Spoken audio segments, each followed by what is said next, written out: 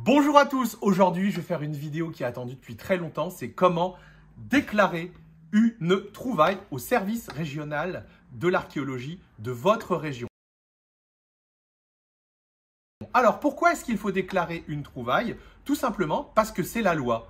Deuxième raison à la déclaration d'une trouvaille, c'est si vous voulez la publier sur internet ou dans une vidéo, il vaut mieux l'avoir déclaré, sinon vous risqueriez d'avoir des ennuis. La première chose qu'il faut savoir avant de déclarer une trouvaille, c'est que cette trouvaille doit avoir été faite sur un terrain sur lequel et pour lequel vous avez une autorisation du propriétaire avec motif légal. Ces modèles d'autorisation, vous pouvez les retrouver sur le site lefouilleur.fr ou sur le site viveladétection.com, tout accroché. Alors, qu'est-ce qu'il faut déclarer ? La circulaire de 2017 nous explique que les objets pouvant intéresser l'art, l'archéologie ou l'histoire sont tous ceux qui sont antérieurs à 1875 et tous ceux qui sont afférents aux deux conflits mondiaux, Première et Deuxième Guerre. Il n'y a pas, si vous voulez, de nombre de trouvailles, comme en Angleterre, où en Angleterre, c'est à partir de deux monnaies, par exemple, que la chose est un trésor, ou si c'est de l'or. Là, quel que soit l'objet, quelle que soit sa matière, quel que soit le nombre, il vous faut le déclarer. Le seul critère, si c'est un objet d'avant 1875 ou bien afférent aux deux conflits mondiaux. Alors vous allez me dire, mais comment est-ce qu'on peut savoir si on débute, quel est cet objet? C'est très simple, il vous suffit de le faire identifier. Pour cela, vous allez sur un groupe Facebook qui s'appelle Fouilleur Identification. Et là, bien sûr, vous avez 20 000 membres qui postent leurs trouvailles et vous pouvez aussi les poster de manière anonyme si vous le souhaitez. Là, on vous explique si cet objet est antérieur à 1075 ou pas. On vous donne l'identification et comme ça, vous êtes certain que vous allez déclarer ce qu'il faut. Je vous invite également à penser aux conséquences d'une déclaration pour vous d'abord, puisque les services régionaux de l'archéologie vous obligent maintenant à conserver cet objet, à ne surtout pas le vendre et vous devez bien le conserver. Alors bien le conserver, c'est le mettre à l'abri, pas à l'humidité parce que s'il se dégrade, vous en êtes responsable. Autre chose, et c'est pareil en Angleterre, si vous avez nettoyé l'objet, utilisez à chaque fois des méthodes manuelles, jamais de produits chimiques. C'est d'ailleurs dans le manuel en Angleterre à destination des prospecteurs qui est édité par le Portable Antique Scheme, qui est fait par le British Museum, on conseille aux prospecteurs quand s'ils nettoient leur trouvaille, d'utiliser des méthodes manuelles et jamais chimiques. Mais le mieux, c'est de laisser l'objet dans son jus, enlever simplement la couche superficielle de terre pour pouvoir identifier ou prendre une photo correcte de l'objet, mais éviter surtout tous les nettoyages chimiques. La deuxième conséquence pour vous, c'est bien entendu de toujours avoir l'autorisation du propriétaire parce que si vous avez détecté un objet dans une forêt domaniale sans l'autorisation de l'ONF, l'ONF ne vous donnera jamais cette autorisation. D'ailleurs, vous pouvez avoir des ennuis. Donc, soyez conscient que si vous déclarez un objet, il faut aussi déclarer la parcelle où vous l'avez trouvé. Donc, il faut bien entendu avoir l'autorisation du propriétaire. Et il y a bien entendu une conséquence pour le propriétaire. Il faut que ce dernier soit d'accord que vous déclariez l'objet. En effet, imaginez que vous trouviez un fabuleux trésor ou beaucoup d'objets romains ou gaulois que vous les déclarez tous ensemble. Il faut savoir que les archéologues sont tout à fait en droit de venir fouiller cet endroit en avertissant le propriétaire. D'ailleurs, c'est ce qui se passe, c'est ce qu'on appelle une fouille préventive. D'ailleurs, on utilise les prospecteurs en Angleterre pour faire cela. Mais ça peut avoir des conséquences sur l'agriculteur. En effet, parce que ça peut bloquer un chantier, par exemple, mais ça peut aussi bloquer les cultures, tout simplement s'ils viennent et qu'ils doivent faire des fouilles, ça peut durer des mois.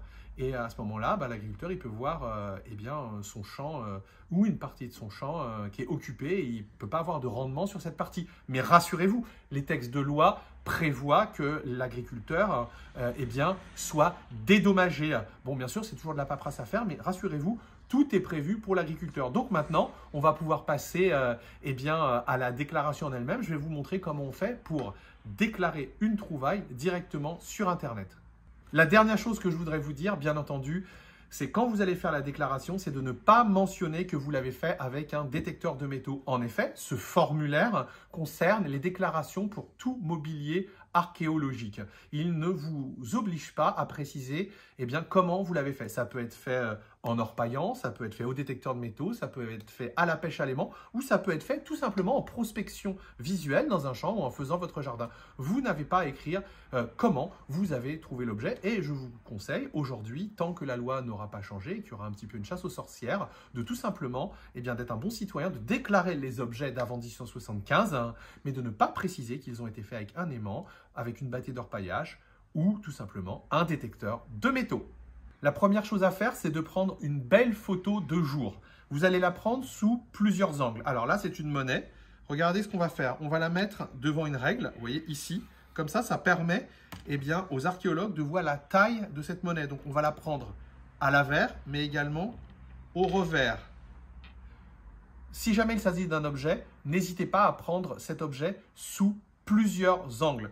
L'idéal également, c'est d'utiliser une petite balance, ça vaut une dizaine d'euros, et d'indiquer le poids de la trouvaille.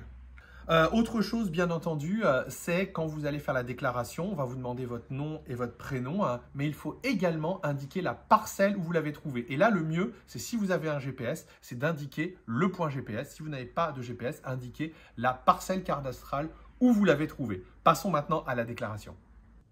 Pour cette déclaration, on va utiliser donc toutes les trouvailles qui ont été faites au rallye Detectland VIP. Vous voyez, elles sont là. On a pris des photos sous plusieurs angles des objets et des monnaies. Elles ont été prises 2 jours.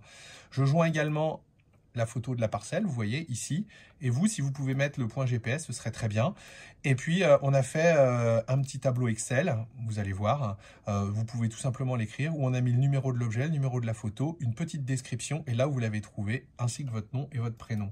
Bon, si vous ne faites qu'une seule déclaration pour un objet, vous allez voir, c'est beaucoup plus simple. Donc là, ce qu'on a fait, c'est que comme on avait beaucoup de trouvailles à déclarer, on a fait tout simplement un fichier zip qui contient toutes ces photos. Donc, une fois qu'on a nos objets qui sont numérotés, pris en photo, on va sur le site Mes Démarches.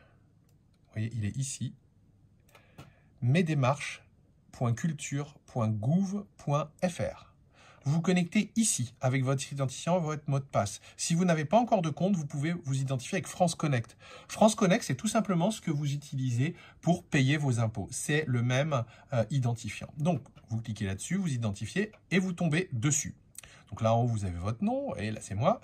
Et vous êtes bien sur le site Mes Démarches, mais pour le ministère de la Culture. Donc, qu'est-ce qu'il va falloir faire maintenant? Il va faire une démarche, archéologie, vous voyez, c'est le deuxième, l'archéologie préventive, et vous allez faire une découverte de biens archéologiques mobiliers ou immobiliers. Vous cliquez dessus. Votre fichier est là. Comment soumettre votre demande? Vous voyez, ça c'est celle que j'ai commencé à envoyer. Démarche en attente. Et je vais vous montrer comment on fait. Donc, il vous suffit de remettre votre nom, votre prénom, c'est déjà fait. On enregistre et on continue. Alors, il vous redemande à chaque fois votre adresse. Donc là, vous voyez, on a cliqué sur découverte de biens archéologiques mobiliers ou immobiliers. Donc, si vous avez juste une trouvaille, vous vous dites bonjour, voilà, j'ai trouvé cette découverte dans telle parcelle, il s'agit de, vous indiquez le point GPS et bien sûr, vous faites une pièce jointe. Moi, j'en ai beaucoup à déclarer, j'en ai 50. Donc, j'ai fait un fichier Excel et j'ai fait plein de photos et je les ai mises dans un fichier zip. Donc, vous voyez, j'écris mon message ici. Bonjour les participants au rallye Detectland VIP. Blablabla, tout est dans le fichier zip, donc vous avez juste à dire j'ai trouvé cette monnaie ici, la voici, et voilà. Maintenant, il ne faut pas oublier de cliquer sur une pièce jointe, enregistrer et continuer. Mon fichier est ici, déclaration, vous voyez, mon fichier il est ici, c'est le fichier zip, ça y est, déclaration.zip. Souhaitez-vous ajouter une nouvelle pièce jointe? On peut en mettre plusieurs, mais non. Donc je fais enregistrer et continuer. Donc vous pourriez très bien mettre objet 1, puis ajouter l'objet 2, voilà. Bon, moi j'en ai beaucoup, j'ai fait un fichier zip. On y va. Ça vous répète un petit peu tout ce que vous devez savoir et surtout, ça va vous donner ce dont vous avez besoin. C'est un récépissé comme quoi vous l'avez bien déclaré. Et là, il vous suffit de le télécharger. Et là, vous avez la preuve comme quoi vous l'avez bien déclaré. Voilà. Et moi, comme ça, je le mets dans mon fichier rallye et j'ai la preuve que j'ai bien fait la déclaration. Vous voyez, c'est très simple de déclarer.